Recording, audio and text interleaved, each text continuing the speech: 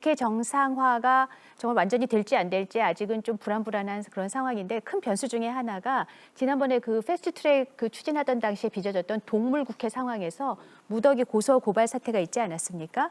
그래서 이제 한국당 의원 중에서는 58명이 검찰 수사를 받게 된다고 하는데 이 수사 결과가 어떻게 나올지에 따라서 사실은 의원직 유지 여부도 영향을 미치기 때문에 한국당이 이렇게 강경 기조를 누그러뜨리기 위해선 이 문제가 해결돼야 한다고 지적하는 분들이 많이 있습니다. 일단 경찰이 이 최입의 의원실을 점거했던 한국당 의원들에 대해서 출석해라라고 통보를 했더니 이제 한국당에서는 이것은 편파적인 그런 소환이다, 표적 소환이다 이러면서 반발하고 있는 상황인데요.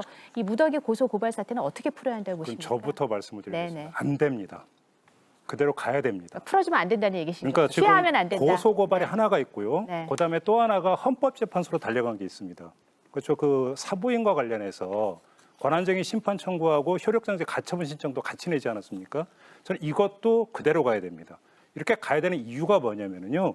국회 선진화법이 제정된 이후에 처음으로 그게 지금 흔들리는 사례가 발생을 한 거예요. 근데 여기서 이 문제를 이 국회 선진화법이라고 하는 것은 간단히 이야기하면 게임의 룰이거든요.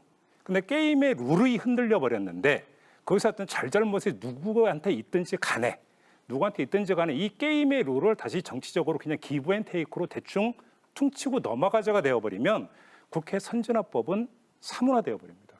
그러면 난장판 국회는 언제 어느 때라도 다시 발생을 할 수가 있어요. 저는 그런 점에서 이건 안 된다라고 분명히 원칙대로 가야 된다고 저는 생각을 해요. 그다음에 그 헌재로 가져간 것도 마찬가지입니다. 이것이 나중에 정개특위나 사개특위에서 어떻게 이야기가 진행이 될지는 모르겠으나 만에 하나 마지막에 가서 다시 패스트트랙 문제가 나왔을 때 지금 그 한국당 같은 경우는 이게 불법 사부임으로부터 비롯된 것이니까 원천무효다 이렇게 지금 주장하고 있는 것 아니겠습니까? 그럼 언제라도 이거는 다시 뇌관이 폭발할 수 있는 어떤 그 잠재성을 가지고 있는 것이기 때문에 이 문제가 해결되지 않으면 사실은 이건 다시 연말에 가서 다시 또 문제가 발생할 수 있어요. 물론 헌재가 언제 결정을 내려줄지는 모르겠으나 저는 그런 점에서도 반드시 판단은 구하고 넘어갈 필요가 있다. 그러면 사실은 여야 간의 정치적 공방의 상당 부분은 그냥 자동 정리가 되는 거예요. 저는 그런 점에서 이번에는 어떤 일이 있어도 그냥 정치적으로 유야무야하고 넘어갈 성질의 문제가 절대 아니라 저는 그렇게 생각합니다. 이현주 의원님. 그러니까 저도 네. 이제 두 분이 국회의원이시니까 제3자 입장에서 말씀을 드리면 법이란 게 이렇게 엄격합니다, 사실은. 어떤 면에서 보면 이게 법이잖아요. 국회 선진화법, 즉 국회법 개정안에 이렇게 국회에서 할 경우에 이렇게 처벌하도록 되어 있습니다. 자, 국회의원들 법 만드실 때 이렇게 상황이 올 줄은 모르셨겠죠. 그러나 이렇게 현실이 왔습니다. 그러면 국회가 뭔가 국민들한테 뭔가 법을 지키라고 이야기를 하려면 스스로 이 문제에 대해서 임할 수 있는 그게 돼야죠. 왜냐하면 국회의원들이 법을 만들었는데 국회의원들은 우리는 아니고 그냥 국민들만 지키세요. 이렇게 이야기하면 안 되는 거 아니겠습니까? 자, 지난번에 이제 예전에 한미 FTA 통과시킬 때 그때 일부 이제 그때 야당이셨죠. 야당 의원들이 이제 그때 뭐 사무실을 부수고 한 적이 있습니다. 그때 다 벌금형 받았어요. 자, 그래서 문제가 됐죠. 이번 같은 경우도 보면 저는 아마 나경원 원내대표도 그 정도 각오는 하고 했을 줄로 생각이 듭니다. 왜냐하면 야당 입장에서 보면 그렇게 예를 들어 최입 의원 사무실 가서 문 닫고 못 나오게 하는 정도면 이 정도면 이렇게 법이 엄격하게 적용할 거구나라고 알고 하셨을 거예요. 아마 그거 다 각오하셨을 겁니다. 자, 그러면 저는 그래서 이번에 예를 들어서 이 법 자체가 만약에 이제 정말 제대로 지켜지면 앞으로 정말 저는 국회 동물국회 없어질 것 같아요. 그리고 국민들 입장에서도 보면 국회가 국민들을 향해서 자, 법 안 지키면 이렇게 됩니다. 우리도 이렇게 지켰습니다. 라고 이야기할 수 있을 거예요. 저는 그러면서 본다면 지금 뭐 한국당에서 물론 뭐 이게 정치적인 문제이기 때문에 우리가 타협을 해야 됩니다. 뭔가 하겠죠. 그렇지만 우리가 우리 사회에서 뭔가 하나의 선을 그어줘야 됩니다. 뭔가 이제는 폭력이라는 것과 국회에서 이런 것들은 왜냐하면 이게 딴 사람이 만든 게 아니잖아요. 국회의원들이 만드셨잖아요. 그럼 지켜야죠.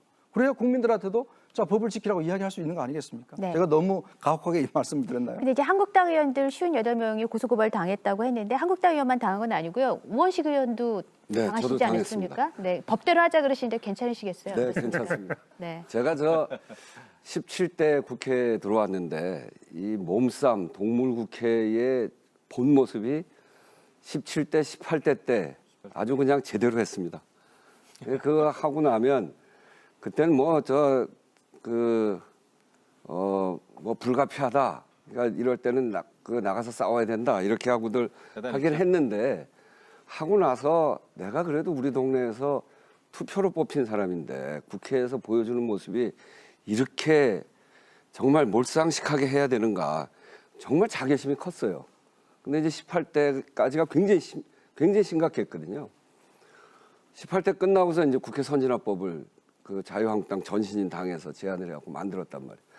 19대 20대 국회를 하는데 몸싸움이 싹 없어졌어요. 정말 그건 그렇게 좋을 수가 없더라고요. 그런데 요번에 다시 그런 일이 생겼단 말이죠. 그래서 국회가 이렇게 돼갖고는 국민들의 신뢰를 받을 수 없다. 근데 요번에 이 문제를 유야무야 처리해버리면 다시 동물국회로 가는 겁니다. 형평성 문제도 있습니다. 하나만 짧게 말씀드릴게요. 김명환 민주노총 위원장이 얼마 전에 구속이 됐었죠. 구속 사유가 뭐였습니까? 국회 앞에서 시위 도중에 폭력 사태 유발했다는 게 이유였습니다. 근데 국회의원들께서는 국회 앞이 아니라 국회 안에서 빠루 등장하고 등장하면서 부수고 밀치고 병원 실려가고 그랬습니다. 그러면 법은 만인 앞에 평등하다면서요. 그것도 법을 만드신 분들 아닙니까? 그러면 이미 답은 다 나와 있는 거 아닙니까? 그냥 넘어가서는 안 됩니다. 말씀하시죠. 제 결론은 얘기 안 했는데. 사실 저도 그대로 가야 된다고 생각해요. 네, 사실 난감합니다. 저는 국회 선진화법을 사실 저는 찬성을 하지 않았는데 왜냐하면 여러 가지 그 문제점이 예상이 됐죠. 근데 사실 정치에서 가장 사실 부끄러운 것은 상대방에 대한 쌍방 고소 고발입니다. 그렇지 않겠어요? 사실 말로 싸우라고 국회의원을 뽑아줬더니 몸으로 싸운다. 이것은 국민들이 볼 때는 도저히 이해할 수 없는 것이죠. 저도 18대 국회 때 몸싸움 많이 했습니다. 특히 젊다는 이유로 맨 최전선에서 정말 많이 했어요. 그런데 굉장히 괴로웠죠. 그 인지 부조화 현상 이런 게 있었죠. 그런데 괴롭지. 괴로운데 이번에 이제 패스트트랙이라고 하는 엄청난 괴물을 우리가 겪은 겁니다. 이런 거를 예상치를 못했어요. 그런데 결국은 힘의 논리만 가지고는 국회가 안 된다라는 겁니다.